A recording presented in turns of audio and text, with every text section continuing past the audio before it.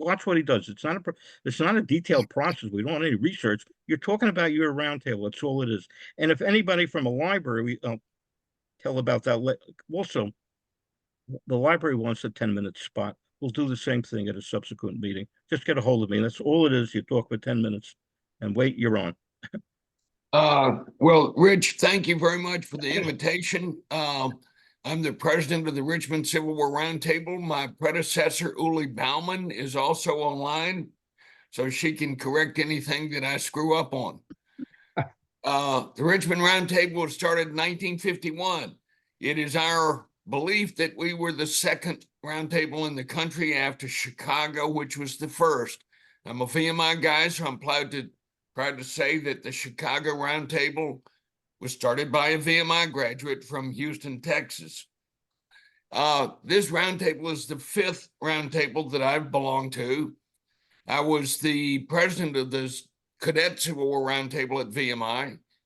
I was a member of the New York Roundtable when I lived there, the Chicago Roundtable when I lived there, and now Richmond for the last 20 years. Richmond Roundtable is really an interesting roundtable because of both its members and its location. I mean, the members include people like Bobby Crick and Bert Dunkerley and John Koski and others. Bill Welch comes onto this roundtable every once in a while. A number of members who are very popular speakers at other Civil War roundtables. We meet in person 10 times a year and by Zoom / in person twice a year. A normal crowd is 75 or 80 people. A hotshot speaker like a Gary Gallagher or somebody will get over 100 members. The Richmond Roundtable benefits from the fact that we are in Richmond, Virginia. Richmond, Virginia is the most historic city in the country. I walk my dog in Libby Hill Park. That's on the top of a hill that Captain John Smith climbed up 2 weeks after landing at Jamestown. When, those pilgrims from the Mayflower, they were still wearing short pants back in England.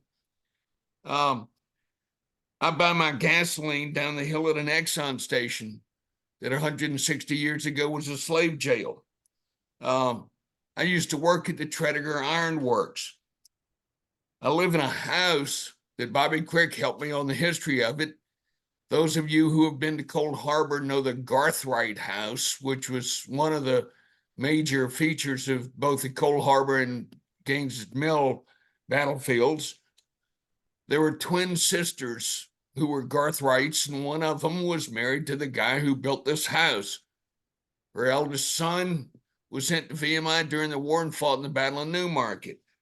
So we are all used to the fact that you can walk 1 mile in most any direction and be at somewhere historic in Richmond, Virginia. It makes for a different sense, both for our speakers and for the members. We, like a lot of roundtables, like to do an annual trip somewhere. And the problem is that we could do our annual trip and not drive 5 miles and do Drury's Bluff or, the Gaines Mill Cold Harbor. It takes me from my house 12 minutes to get there. Malvern Hill is a little further. It's maybe 20 miles. Fort Harrison, which is where our roundtable first met, is maybe 15 minutes or so from my house. So it's an unusual roundtable in that regard. Our membership is we've got close to 200 members.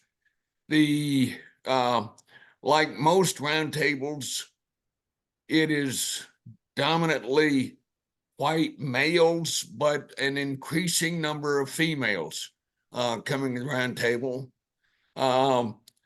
My friend Charlie Bryan, who used to run the Historical Society here in Virginia, which, when it started, John Marshall was its first president. Charlie used to say people don't get into history until they're older than 50. And his staff would say, what are we going to do to attract a younger audience? And he would say, wait until they turn 50. Well, that's true of most roundtables. I've spoken roundtables all across the country, and the average age is probably 65 or 70 or something. But the interesting thing is Civil War buffs are increasingly female, and our roundtable is representative of that. So, Rich, I hope that's a good thumbnail of what the Richmond Roundtable is all about. We do have a good newsletter and a good website, and that's the way we get the word out to an awful lot of people, not only our members, but other folks.